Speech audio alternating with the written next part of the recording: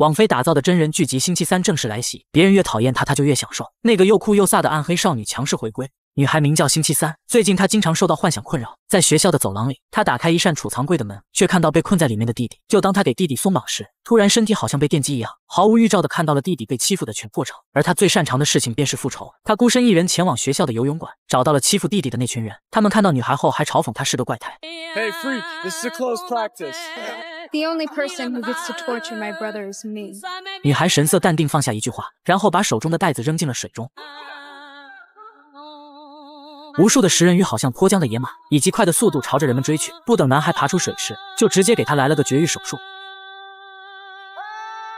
星期三笑着欣赏着自己的杰作，而因为这件事情，学校这种地方已经容不下他，全家人举家前往大名鼎鼎的奈福莫尔学院，一个特别神奇的地方，也是星期三父母相遇的地方。相爱了这么多年，一路上两人仍旧如胶似漆，看得大女儿内心恶心吐槽了10000遍，司机开着车都翻起了白眼。奈福莫尔学院专门教育怪胎和怪物，这里有各种各样的异类，比如戴着墨镜的吸血鬼，其中有些人已经在这里生活了几十年。旁边的那群蠢蛋是狼人，一到满月时他们就会现出原形。而上一次听到吸血鬼和狼人的故事还是在暮光之城，逛了一圈之后，该是和父母告别的时候了。原来只有女孩被关进了像监狱一样的学院，但父母对孩子的爱不会变。临走时，父亲拨动了机关，接着一只断手从车里跳了下来，调整方向后朝着学院方向爬去。与此同时，附近的林子出现了怪事，一个徒步旅行的男人遭到了莫名力量袭击。等警察发现他时，男人的身体已经被拆解，一条胳膊挂在树上，其他的身体部件目前仍下落不明。这与上周另外2起袭击事件的特征相吻合。根据推测，凶手很可能就躲在奈福莫尔学院。到了第2天，女孩就开始找活干，没想到却碰到了硬茬。他和黑人女孩展开了一场军事挑战，双方不戴头盔比剑，见血则胜，大战一触即发。可几个回合过后，却被技高一筹的黑人女孩拿下一血。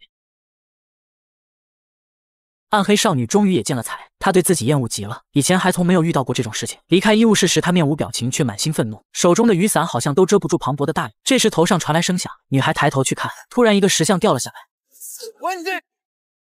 幸亏被小帅飞扑救下，倒地的星期三却晕了过去。很快女孩醒了过来，面对救下自己的恩人，她非但没有表示感谢，反而表示自己更想被石像砸烂，因为这种死法还挺新颖的。星期三每天都会花1小时时间写作，这可以让自己的思路更清晰。突然他意识到情况不对，撩开床单却发现一只会动的断手。 Hello thing. 然而他一点都不惊讶，吓得断手转身要逃跑，结果却被女孩双手抓住，紧紧地控制在他的手掌中。他非常清楚断手是父母派来的傀儡，专门用来监视自己，而他也给断手2条路。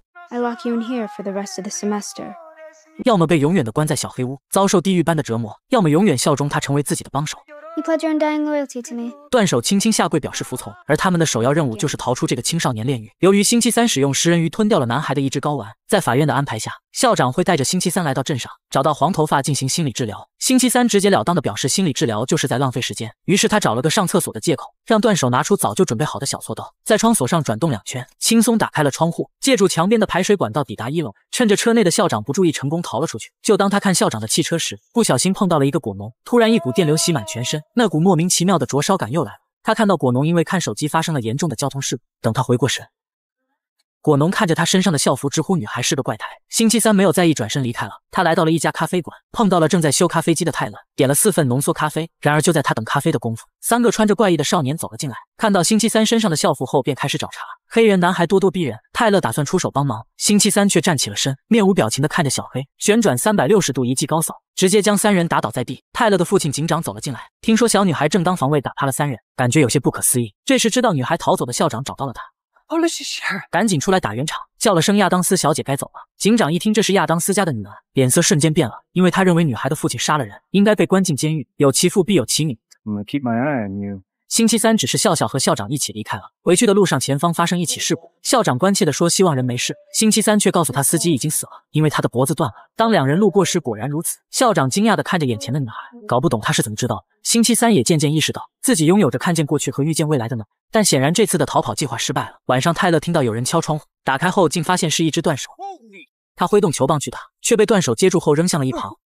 接着断手指挥泰勒坐下，推动桌上的手机，让泰勒拨通手掌上面的电话号码。对面正是星期三，周末是丰收节，所有的学生必须参加。星期三希望以此做掩护，让泰勒开车送他去往火车站。其实泰勒也讨厌这个鬼地方，所以他毫不犹豫地答应了。因为白天听到警长说女孩的父亲是个杀人犯，好奇的泰勒从家里的抽屉里找到了关于亚当斯家档案，在星期三离开的时候交给了他。女孩想要表达感谢，可一向暗黑惯了的她反而有些不习惯。刚准备离开，又碰到了咖啡馆的3个小少年。这次他们带好了家伙，打算好好教训一下女孩。泰勒眼看情况不对，带着星期三转身逃向人群，他们可以趁着人多甩开他们。女孩边跑边看手中的东西，一个不小心碰到了前面的罗文，摔倒的星期三再次触发了幻想。学院中大树被火焰点燃。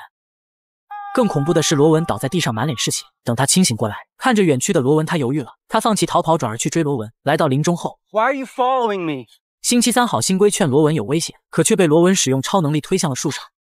罗文却说星期三才是那个危险的人，他要杀掉女孩拯救大家。星期三瞬间明白罗文就是那个用石像砸自己的人，而罗文的举动让女孩有些摸不到头脑。接着罗文把一张画给女孩看，他认为星期三就是画中的女孩。原来罗文的母亲是一个强大的先知，25年前在奈福莫尔学院上学时画了一幅画。母亲死前告诉罗文，如果画中的女孩来到奈福莫尔学院，一定要想办法阻止她，因为她会毁了学院和学院里的所有人。就当罗文拼尽全力扼杀女孩时，背后突然传来一声吼叫，一个高大无比的怪物举起罗文，直接将他摔在了地上。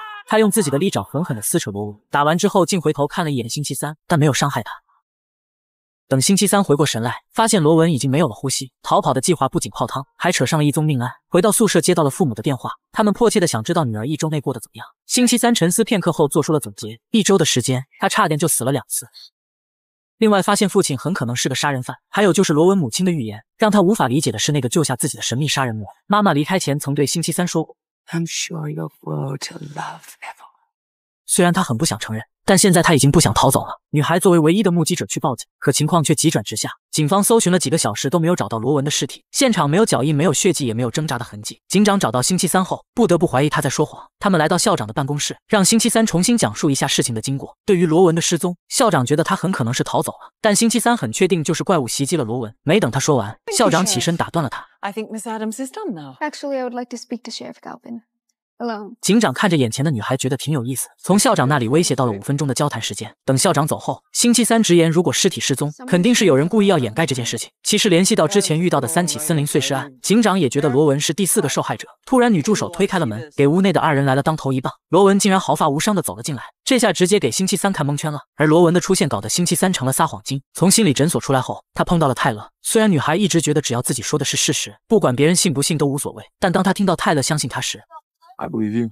一股莫名的暖流激荡了他的内心，这是暗黑少女从没有过的感觉。但罗文的复活一直困扰着他。他拿着当晚罗文掉落的画，发现了其中的小奥秘。透过灯光的照射，纸张的右上角出现了一个神秘的花纹。他推门来到校长的办公室，希望能够和罗文当面谈谈。可校长却告诉他，罗文已经被开除了，他会搭乘今天下午的第1班火车离开。而校长也非常好奇，当晚到底发生了什么。虽然女孩已经编好了一套说辞，却被校长直接戳穿。他联想到之前的果农交通事故案，校长觉得星期三肯定和他的母亲一样，可以看到灵异幻象。但校长提醒女孩，那些幻象极其不可靠，也很危险。星期三不喜欢被人识破，他来到院内轻轻一哈，男人的眼睛瞬间破裂，校长办公室的摆设也出现了裂纹，而人们并没有听到女孩发出声音。星期三却说没听到就对了，因为刚才的声波只有狗能够听到。为了解开谜团，他需要尽快找到罗文。星期三找机会溜出了学院，可见到罗文后，却被罗文一句话拒之门外。 Back off and leave me alone.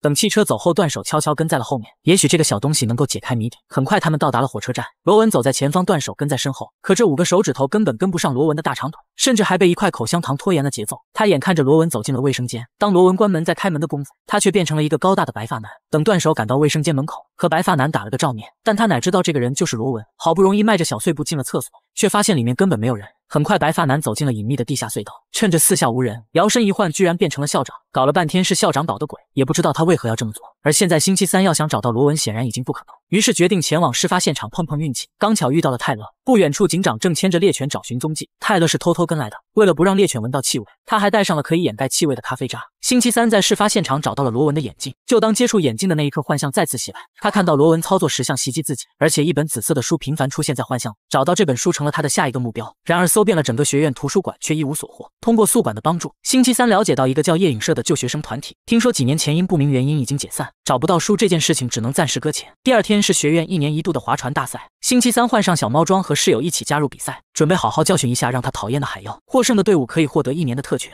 随着校长一声枪响，比赛正式开始。海妖队已经连续多年蝉联比赛冠军，比赛中可以使用船上的改装武器发起攻击。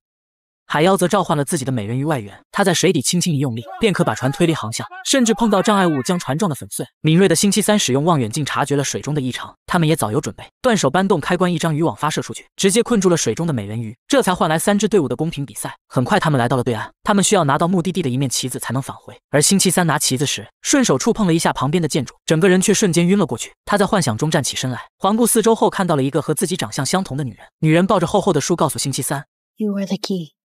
接着一阵叫喊声吵醒了他，海妖的队伍追了上来。星期三转头看了一眼身后的建筑物，带着疑问离开了那里。回去的路上，小丑队因为狼人的使坏，导致船体受损沉了下去。目前水上只剩下2支队伍，小猫队放出船体的长枪准备攻击海妖，却被水下的美人鱼再次干扰，眼看就要撞上旁边的建筑物，关键时刻断手果断出击，跳入水中的他也行动自如，对着美人鱼来了重重的一拳，直接把他给锤晕了。结果可想而知，小猫队使用武器刺破了海妖队的小船，成功拿下了冠军。校长为此举办了盛大的颁奖仪式，可习惯面对冷嘲热讽的星期三受不了同学的笑容，果断选择了逃离。他走到一处铜像前坐了下来，一抬头却有了意外的发现，纸张上的图案也印在此处。敏锐的嗅觉告诉星期三，这个铜像肯定隐藏着东西。深夜，他带着手电孤身前来。据星期三所知，铜像本人对谜语的嗜好是出了名的，而他手中的那本书应该就是谜语。星期三表现出了超乎常人的解谜智商，上面的句子每一行都是独立的谜语，他把所有的谜底写在笔记本上，而他们的首字母就是答案。击打2次响指，对，你没听错，星期三只要对着铜像打响指，便可以开启这道密门。里面正是秘密社团的隐藏图书馆，整个图书馆都布满了灰尘，而书架上有一个地方的灰尘却发生了变动。星期三抽出里面的那本书，确认就是罗文私下图画的那本，他放进包里打算离开，但当女孩一步步接近真相的时候，却被一个麻袋遮住身体带进了黑暗。女孩被绑架，可她却乐享其中，双手被紧紧束缚，周围还多了一圈神秘的黑衣人。星期三心想终于有点刺激的事情了，可领头的黑衣人一开口，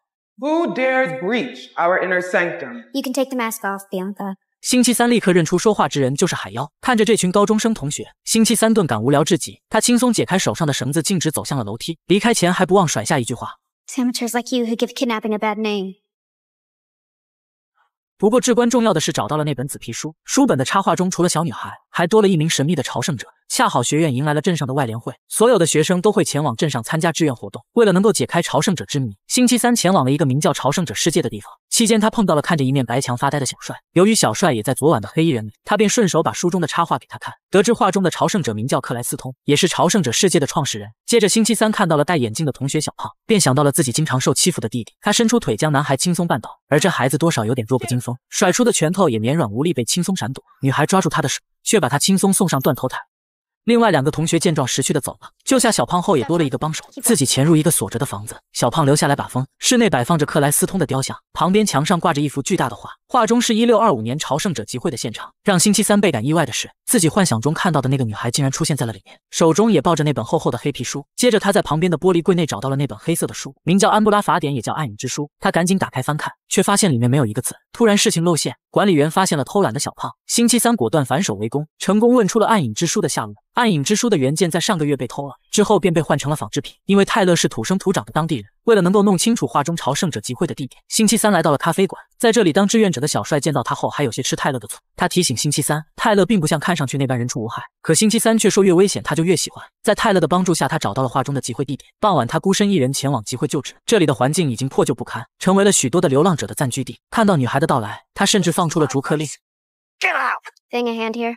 结果却被断手死死掐住脖子，把他赶到了屋外。断手敲打着地面，示意星期三用手感受一下。可女孩的超能力似乎是毫无预兆发生的，并不是想要什么时候来就会来。为了验证这个事实，他拿着流浪汉的袋子开起了玩笑。见也没什么线索，只能离开。就当他触碰木门的那一刻，外面的世界瞬间发生了变化。他穿越回到了400年的集会现场，无数的外来殖民者手举火把，叫喊着惩罚女巫、斩杀恶魔的口号。而人群的正中央，一头金发的女孩被推来推去。接着手扶权杖的朝圣者克莱斯通现身，他怒斥眼前的女孩为巫婆，是罪孽深重的地狱使者路西法的情人转世，今晚将要承受永恒地狱之火的炙烤。从女孩的口中得知，克莱斯通的到来打破了当地本有的和。 You are the true monster, all of you! 在克莱斯通看来，异类就不应该存在世上。大门推开，满屋子的人被绑在里面，女孩也被扔了进去。无情的克莱斯通转身离开，下令点燃了围在屋外的稻草。而屋内的人除了女孩，全部被铁链绑在了地面。很快烟雾越来越多，呼吸越来越困难。母亲哭泣着捧着女儿的脸，让她赶紧跑。如果能够活下去，一定要报仇雪恨。女孩怀着悲痛的心情离开母亲，通过秘密隧道逃出了屋。可跑了没多远，又被前面克莱斯通挡住了去路。There will be no escape for you. 这时星期三醒了，他告诉断手，幻想中的女孩名叫古迪亚当斯，应该是自己400年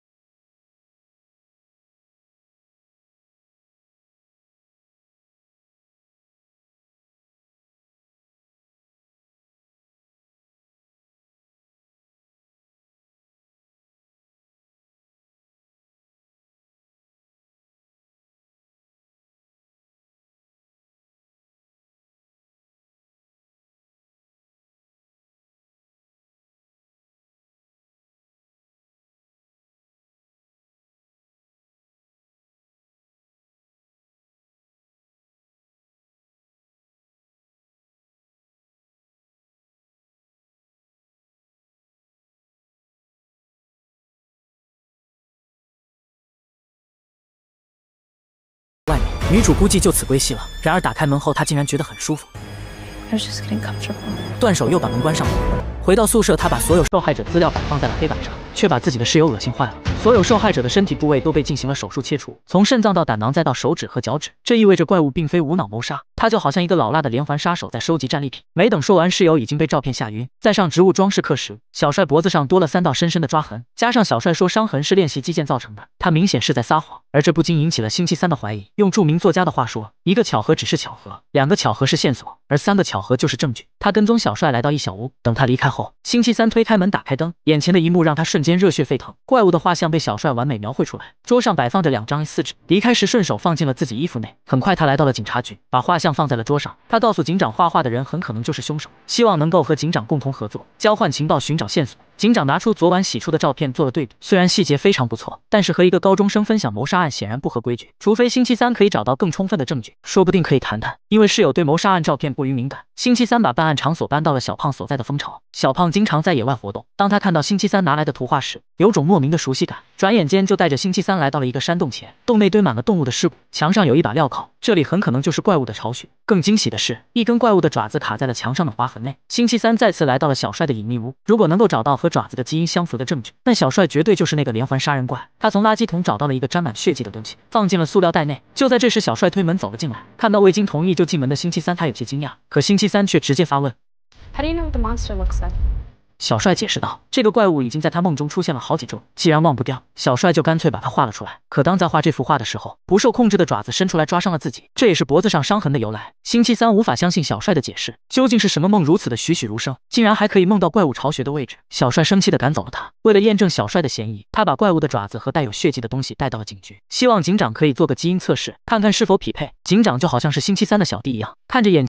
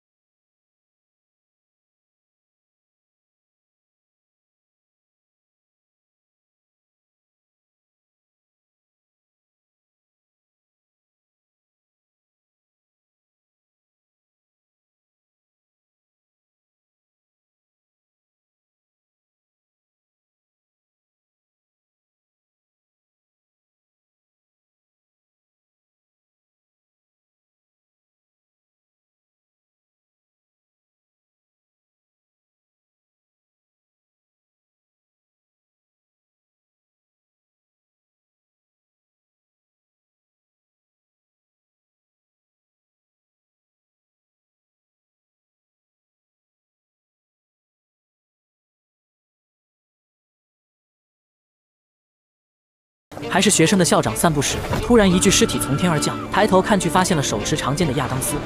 很快，警方赶到了案发现场。校长向当时的沃克警长陈述经过，却把矛头指向了星期三的母亲摩蒂夏。由于证据确凿，亚当斯被当场逮捕。临走前，看着被指控谋杀又戴着手铐的男友，摩蒂夏仍旧深情表白。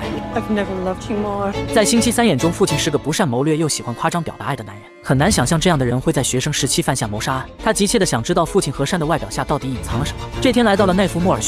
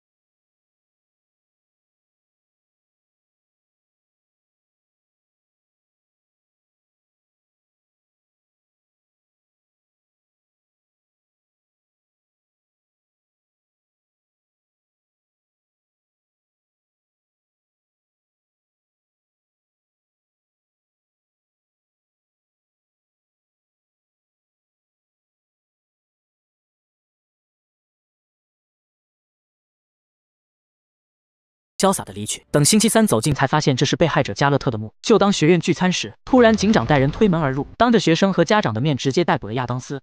星期三来到监狱，希望父亲能够告诉自己实情。看着断手敲打了几下，亚当斯会意把经过告诉了女儿。当年加勒特痴迷的追求摩蒂夏，而他的父亲是一个憎恨异类的偏执狂。他们整个家族又是当时最富有的家族。直到1990年的瑞派舞会，加勒特偷偷闯进了学校，看到自己喜欢的人被别人抱着，对摩蒂夏扭曲的爱已经变得疯狂。在嫉妒和仇恨的驱使下，加勒特拿起武器开始攻击亚当斯。他势不可挡，眼神中充满了杀气。被动的亚当斯好不容易摆脱了长剑，却又被压在身下暴打了几拳。加勒特直接把他踢到了走廊里。当他看到掉落的那把剑时，临死前的求生本能爆发了。出乎意料的是，加勒特自己撞在剑上，等他摔下去时，恰好被路过的校长看到。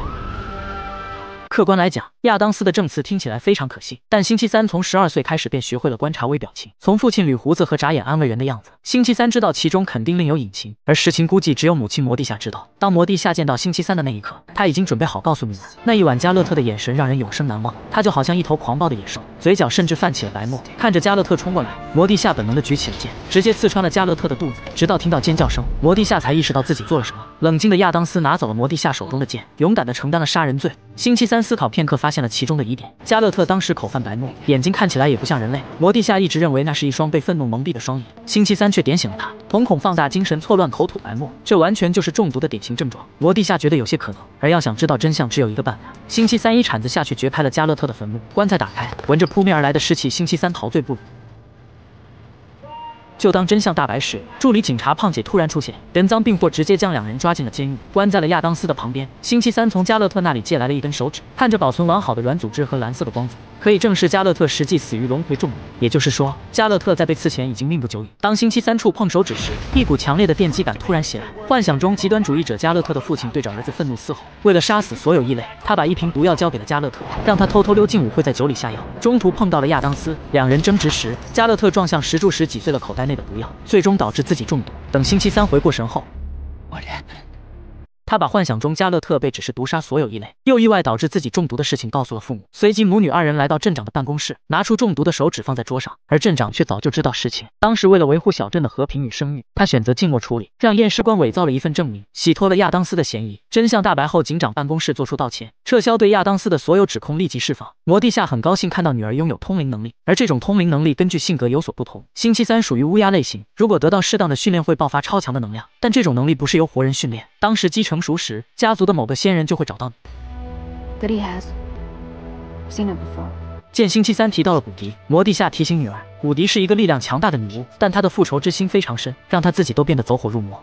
亚当斯被立即释放。经过这一天的经历，星期三对父母的过去有了更深的了解，他放下隔阂，也加入了拥抱的行列。市长却拿起了加勒特的档案。星期三之前曾找过警长询问基因匹配的进展，结果显示小帅和怪物 DNA 不同。当时警长也提到了加勒特一家的情况。自从加勒特死后，他的母亲在后院上吊自杀，父亲酗酒致死，甚至他的妹妹也难逃厄运，他成了孤儿，被送到海外，最后溺水身亡。加勒特的家人都死了，而加勒特的妹妹和植物老师感觉长得有点像。亚当斯一家过了个还算完美的周末。临走时，摩蒂夏把学院的年鉴交给了女儿。当星期三翻阅年鉴时，他恍然大悟，他推开门找到了校长，揭开了校长是个变形人的真面目。当年校长参加才艺秀时，不只是模仿了自己的偶像，而是直接变成了他。以此推测，校长为了掩盖罗文被杀的事实，第二天他变成了罗文来平息事件。没想到校长却承认了。不过罗文的事情是经过他父亲同意才做的，为的就是保住学院的声誉。就当两人为此争执不休时，外面突然传来了嘈杂声，一个火字组成的警告凭空出现，隐藏的敌人终于要出动。可当星期三接近真相，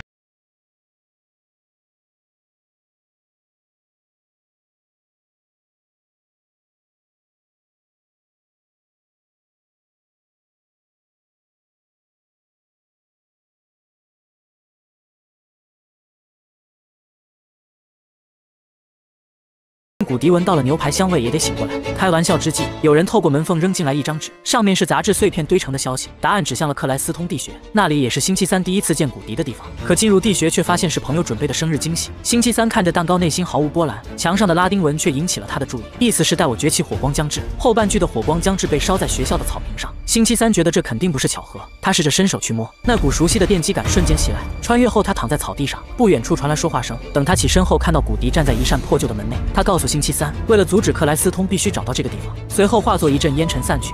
说到过生日，星期三其实很喜欢，只不过同学的生日蛋糕和自己父母送的相比，简直就是小儿科。棺材一样的刑具和插满钉子的作业，拥有断头台的暗黑完美蛋糕，还有惊喜不断的派对游戏，代替糖果。